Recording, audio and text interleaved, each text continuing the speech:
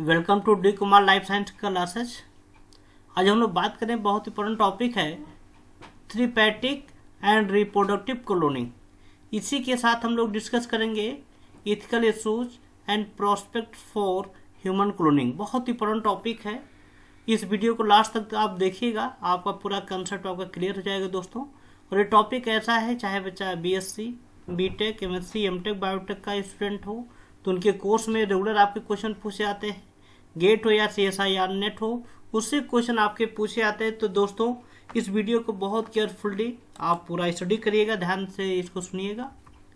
तो पहले हम लोग बात करते हैं कि रिप्रोडक्टिव क्लोनिंग होता क्या है। तो reproductive cloning involve the implantation of A clone embryo into a real and artificial uterus. दोस्तों रिप्रोडक्टिव क्लोनिंग होता है जिसमें हम लोग किसी भी क्लोन एम्ब्रियो को जो किसी भी बॉडी में क्या करते हैं, ट्रांसफॉर्म करते हैं, फीमेल बॉडी में ट्रांसफॉर्म करते हैं। Reproductive cloning technique underwent significant change in 1990 follow the birth of Dolly, who was generated through the process of SCNT।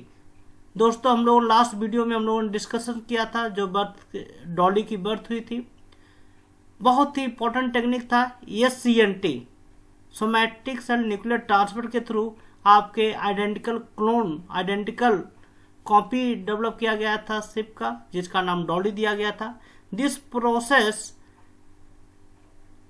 entail the removal of the entire nucleus from the somatic body of an organism, followed by insertion of the nucleus into an egg cell that has led its own nucleus remove enucleation। तो दोस्तों हम लोगों ने उस process में देखा था कि सोमैटिक बॉडी से हम लोगों ने क्या किया था, एक डोनर का सेल लिया था और दूसरा जो है एक सेल लिया था फीमेल बॉडी का।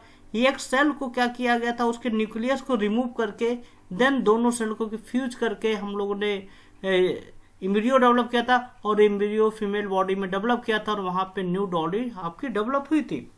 तो ये बहुत इंपॉर्टेंट आपका टेक्निक था। तो यहाँ पे देखिए स्ट्रक्चर के थ्रू हम यहाँ पे आपको डिस्क्राइब करने चल रहे हैं। जैसे आपका देखा जाए, ये आपके सोमैटिक सेल आपके हो गए, ये आपका एक सेल हो गया, ये सोमैटिक सेल हो गया, ये आपका एक सेल हो गया। अब देखा जाए एक सेल जो आपका, इससे क्या किया गया, न्यूक्लियस रिमूव कर दिया गया और बाद में क्या किया, दोनों को फ्यूज कर दिया गया। तो देखा जाए nucleus fuse with the D nucleated एक सेल। तो ये आपका सोमैटिक सेल क्या हुआ, आपका फ्यूज हो गया। फ्यूज होकर क्या हुआ, यहाँ पे जितने भी आपके सेल आपके फॉर्म होंगे वो क्या होंगे, आइडेंटिकल टू डोनर होंगे। दूसरा चीज होता है इसकी जो बॉडी डेवलप होगी वो क्या हो जाएंगी, आपके एग्जैक्ट कॉपी होगा डोनर के। अब इसमें देखा जाए दोस्तों, ये जो आपका जो सेल हम लोग जो क्लोन डेवलप कर रहे हैं, इसका दो यूज हो रहा है। पहला हम लोग यूज करते हैं कहाँ, रिप्रोडक्टिव क्लोनिंग में। रिप्रोडक्टिव क्लोनिंग की बात कर रहे हैं ये कि आपका जो आपका क्लोन सेल है, एम्ब्रियो है, किसी मदर में यदि हम लोग इंसर्ट कर दें यूट्रस में तो उससे क्या हो जाएगा, एक न्यू बॉडी डेवलप हो जाएगा। उसी को हम लोग क्या बोलेंगे, रिप्रोडक्टिव क्लोनिंग। लेकिन यदि उससे हम लोग टिश्यू कल्चर कर दें, यदि नहीं जो आपके क्लोन्ड हैं जो थेरेपेटिक एक्टिविटी के लिए हम लोग यूज करेंगे, तो आपका जो क्लोन्ड सेल है उसको हम लोग क्या कर दें, टिश्यू कल्चर में यूज कर लें तो आपके स्टेम सेल डेवलप हो जाएगा और वो स्टेम सेल का जाएगा किसी डिजीज के क्योर में आ जाएगा, का वर्क करेगा। That is known as therapeutic cloning.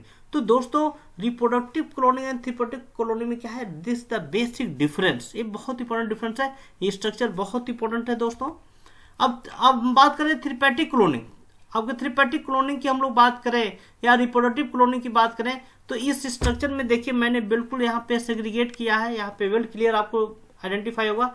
यहाँ पे देखा जो हम लोगों ने एम्ब्रियो यहाँ पे क्लोन किया था, उसका डिवीजन जब होता है दे फॉर ब्लास्टोसाइट, एक आपके क्या हो जाएगा, सेल बन जाएगा।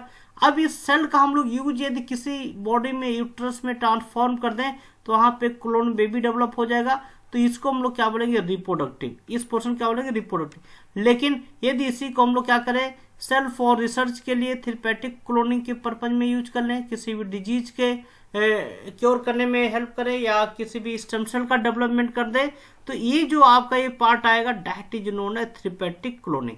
तो थेरेपेटिक क्लोनिंग जो आपका होता है, ये आपके therapeutic cloning enable the cultivation of stem cell that are genetically identical to patient. इसमें क्या होता है, जो थेरेपेटिक क्लोनिंग हम लोग करते हैं, इसमें जो भी स्टेम सेल या जो भी सेल हम लोग डेवलप करते हैं वो जेनेटिकली क्या होगा, जो पेशेंट होगा ये बिल्कुल एग्जैक्ट उसके इक्वल होगा, जिससे टारगेटिंग में किसी प्रकार कोई एरर नहीं आएगा। The stem cell could be stimulated to differentiate into any of the more than 200 cell type in human body. तो इसमें देखा जाए जो स्टेम सेल जो हम लोग यहाँ पे यूज करते हैं, ये हमारी बॉडी में क्या होता है, इंसर्ट करके वहां पे क्या होता है, डिफरेंशिएट होकर क्या बनाएगा, आपको जो ह्यूमन बॉडी का जो सेल वैसे टाइप के क्या करेगा, सेल का क्या करता है, बॉडी में डेवलप करता है। और इसका सबसे बड़ा यूज होता है कि हमारी बॉडी में किसी प्रकार डिजीज है उसको क्योर करने में भी क्या करता है, हेल्प करता है।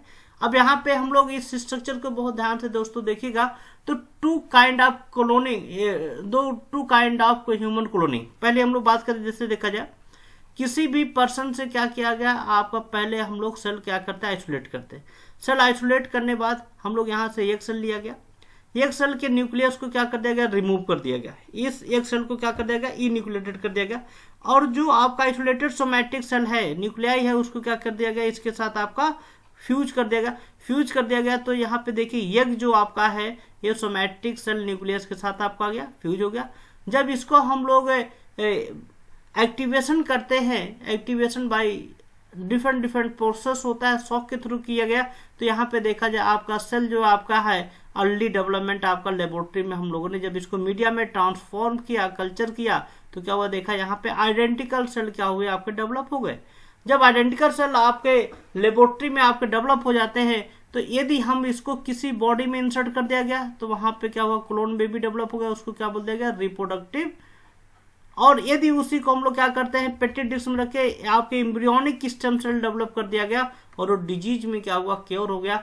तो that the major difference between reproductive and therapeutic clone. तो ये जो आपका हो जाएगा एम्ब्रियोनिक स्टेम सेल जो आपका डेवलप होगा, embryonic stem cell to be use in disease.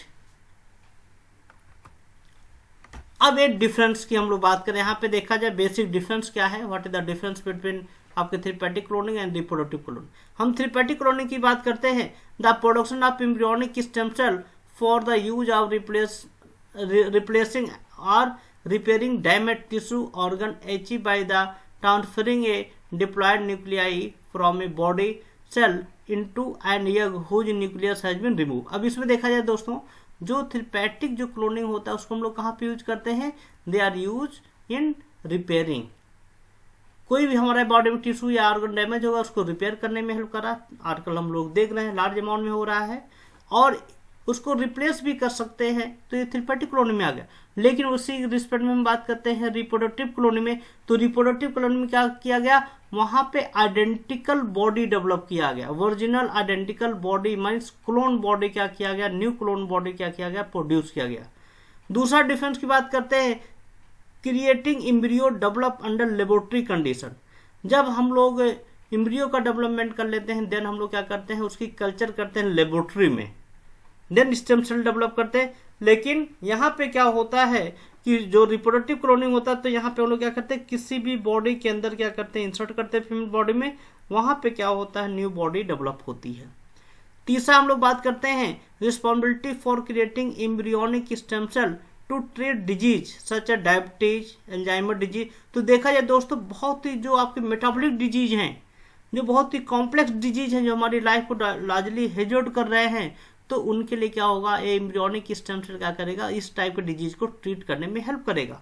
और दोस्तों यहाँ पे क्या होगा, यहाँ पे रिप्रोडक्टिव में हम लोग बात करते हैं, important for harvesting stem cell that can be use to study embryonic development. तो यहाँ पे हम लोग रिप्रोडक्टिव में क्या करेंगे, किसी भी एम्ब्रियो की डेवलपमेंट की हम लोग यहाँ पे बात करेंगे, यहाँ पे डिजीज ट्रीटमेंट की बात नहीं करें, यहाँ पे न्यू बॉडी डेवलपमेंट की बात करेंगे। तो this is the important, this the major difference between therapeutic and reproductive. क्योंकि दोस्तों आपके एग्जाम में बहुत बार पूछा जाता है what is the difference between therapeutic and reproductive cloning. तो दोस्तों जो एवं जितने भी हमने स्ट्रक्चर बनाया है, उस स्ट्रक्चर को यदि आप मेंशन कर दे रहे हैं, स्ट्रक्चर को बना दे रहे हैं और ये डिफरेंस लिख दे रहे हैं, तो आपके पूरे नंबर आपको क्या होंगे, आपको मिलेंगे। क्योंकि ये आपका पूरा कंसेप्ट क्या हो जाएगा, थेरेपेटिक एंड रिप्रोडक्टिव में आपका क्लियर हो गया। तो ये आपके क्या होते हैं, मेजर आपके डिफरेंस आपके होते हैं थेरेपेटिक और रिप्रोडक्टिव क्लोनिंग में। यहाँ पे हमने बात किया है कि थेरेपेटिक से हम लोग क्या करेंगे, आपके क्या करेंगे, जो भी आपके डैमेज है उसको हम लोग क्या करते हैं, सही करते हैं। और दूसरा चीज होता है उसके साथ हम एक डिजीज जो होते हैं, जो वाइड रेंज के डिजीज होते हैं, उनको क्या करते हैं, क्योर करने में हेल्प करते हैं। यहाँ तक कि होता है कि स्पाइनल कॉर्ड में यदि इंजरी हो जाए तो उसके लिए क्या होता है, हम लोग थेरेपेटिक एक्टिविटी क्या करते हैं, यूज करते हैं। अब इसमें देखा जाए दोस्तों, जो आपके क्लोन आजकल डेवलप किए जा रहे हैं, तो कहीं ना कहीं बहुत से मेजर इशूज भी आ रहे हैं।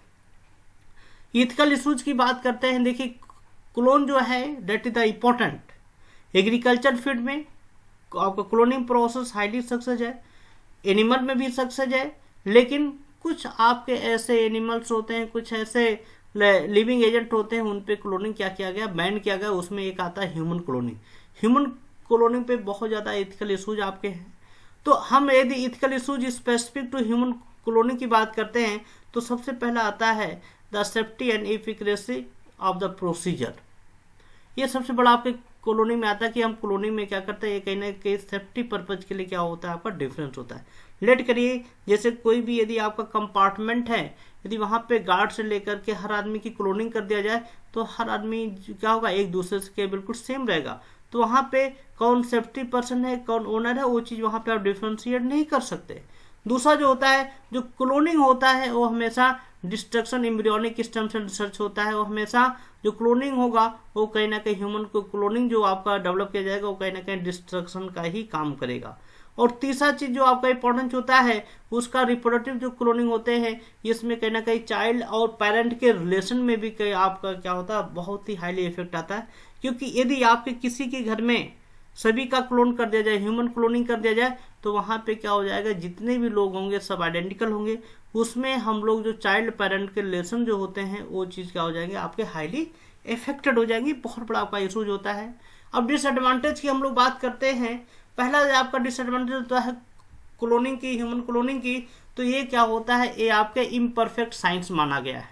क्योंकि देखा जाए नेचर जो होता है आपके अर्थ पे हर लाइफ को क्रिएट करता है। यदि ह्यूमन की क्लोनिंग हम डेवलप करते हैं तो कहीं ना कहीं वहाँ पे क्या आ जाएगा कि साइंस आपका इम्परफेक्ट हो रहा है। दूसरा हम लोग बात करते हैं cloning human would be the technology initiate price only for the health.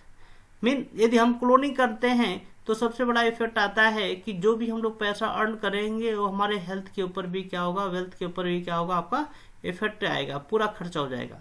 तो क्लोनिंग ह्यूमन की बात करते हैं, ये क्रिएट रैपिड एजिंग पॉपुलेशन के क्रिएट करेगा, बहुत हाई रेट से पॉपुलेशन क्रिएट किया जा सकता है।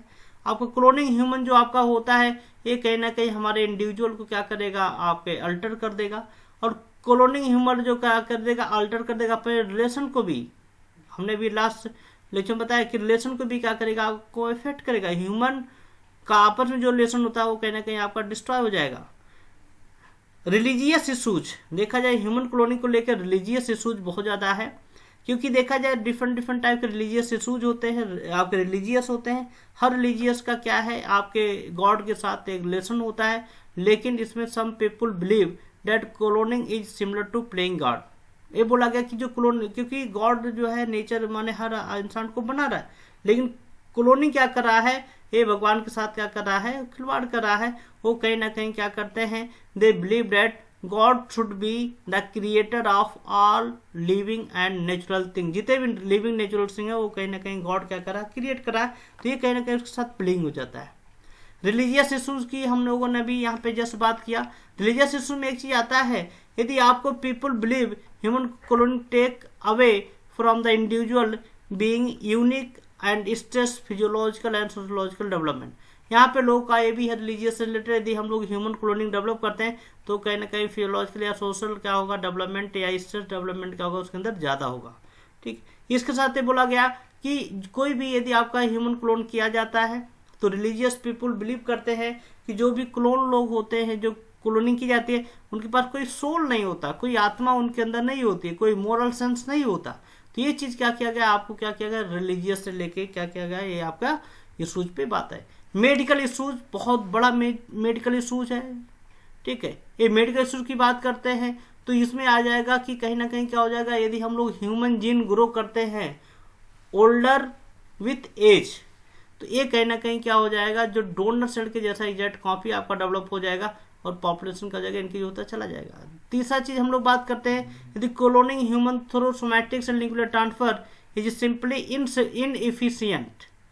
तो मेडिकल इशू में लोग कहते हैं कि जो भी आपके क्लोनिंग जो डेवलप किया जाएगा वो कहीं ना कहीं सोमैटिक सेल न्यूक्लियर ट्रांसफर के थ्रू कहीं ना कहीं इनएफिशिएंट होता है, जिसका सक्सेस रेट जो होता है बहुत ही कम आपका होता है। इनइक्युलेटेड एग जो आपके होते हैं किसी न्यूक्लियर के साथ हम लोग ट्रांसफॉर्म करते हैं तो कहीं ना कहीं क्या है उसमें कॉम्प्लेक्सिटी आने लगता है। आपका प्रेगनेंसी जो होता है फीमेल बॉडी में वो फेल होने का चांस मैक्सिमम होता है। तो इसमें सबसे बड़ा क्या है, आपका मेडिकल इशूज क्या होते हैं आपके बहुत से आते हैं, कहीं ना कहीं आपके ऑर्गन में एबनॉर्मलिटी आ जाते हैं, कहीं ना कहीं ब्रीदिंग रेट में आपके इफेक्ट आ जाते हैं, उनका ब्लड फ्लो कहीं ना कहीं इफेक्ट आता है। तो there are various medical issues related to human cloning. Thank you दोस्तों, आप लोगों ने इस वीडियो को लास्ट तक देखा। नेक्स्ट वीडियो में हम लोग डिस्कस करेंगे, बहुत इंपॉर्टेंट टॉपिक है, basic concept of cell signalling. इस वीडियो को आप शेयर करिएगा, जिससे आपका एक शेयर किसी के लिए अच्छा रहेगा। आप शेयर करिएगा। Thank you, all the best.